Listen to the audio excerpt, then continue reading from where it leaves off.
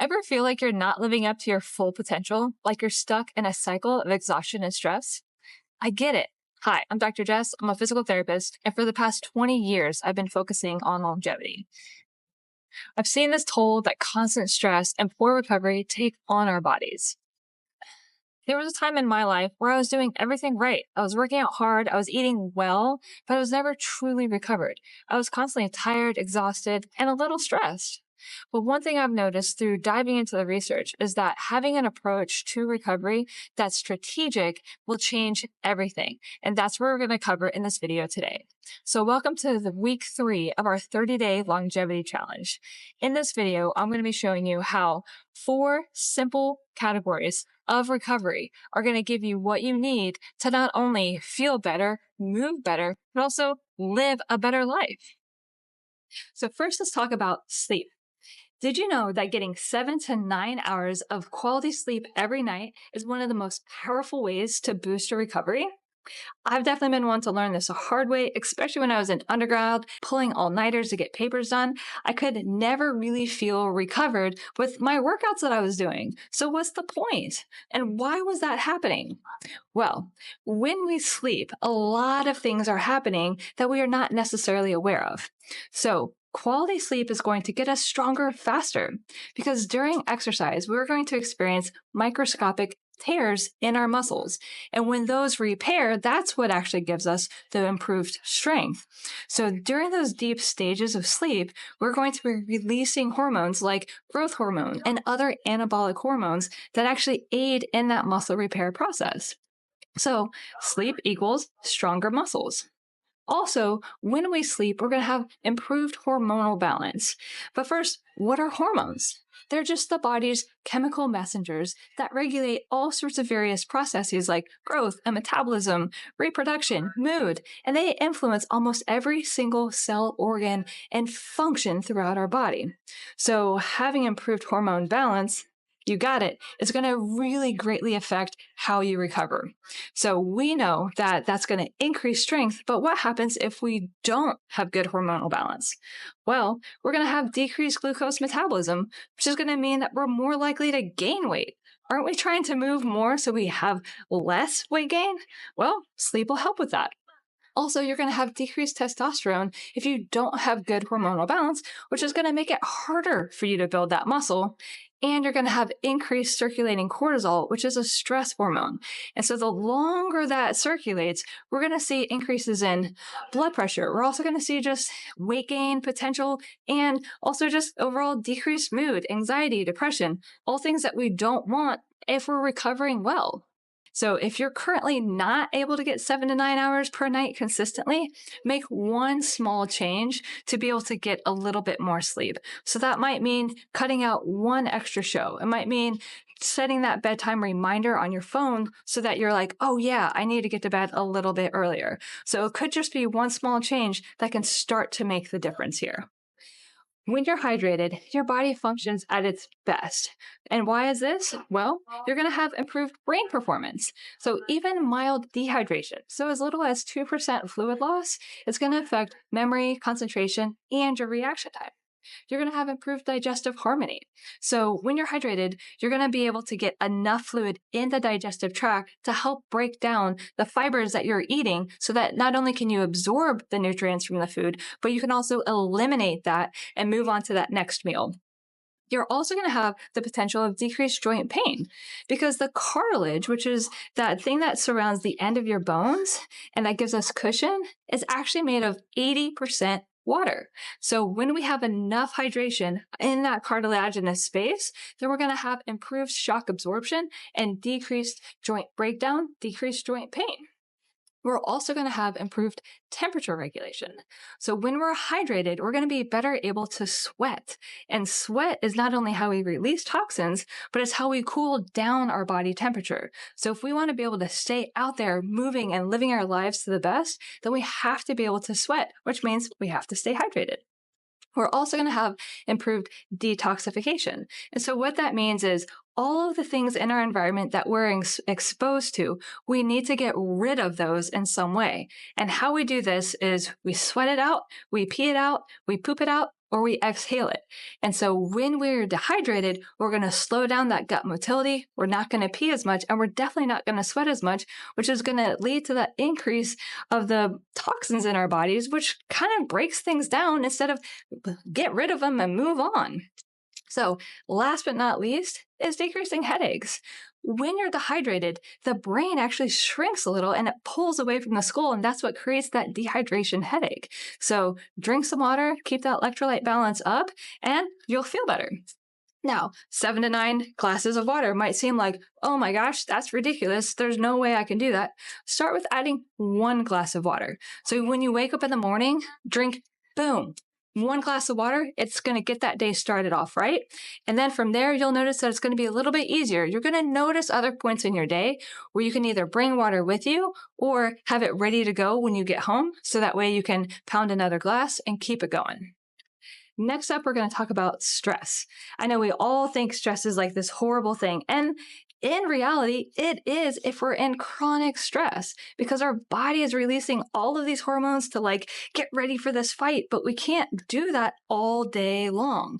So we need to recover by decreasing the stress that we experience. And how we can do that is with meditation.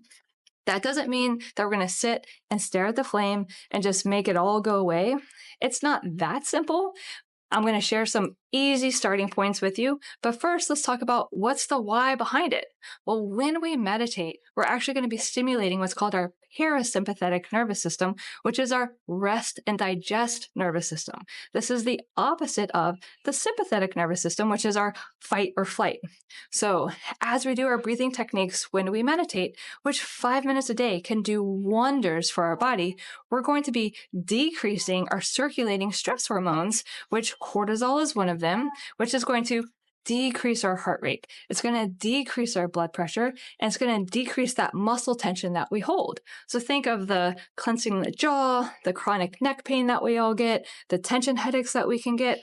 All of this is many times due to this holding pattern of staying in fight or flight, because the world has so much that it's throwing at us every day. So we have to break that cycle. Also, when we meditate and we kind of calm all of this down, we're going to be able to sleep better, which then we're going to get all of those improvements of improved sleep quality. And we're going to make sure that we get that mind-body connection of how am I actually feeling right now? Do I need to address something that I've been ignoring? So just that ability to like stay in tune with your body. So if you're new to meditation, a very simple way to get started with just 5 minutes is to focus your mind on your breath and counting. So that way you don't have to like go somewhere. You don't have to be great at this. Everybody can count. Everybody can breathe. So you're going to just start with breathing in for 2 to 3 seconds, ideally through your nose, but through your mouth is fine.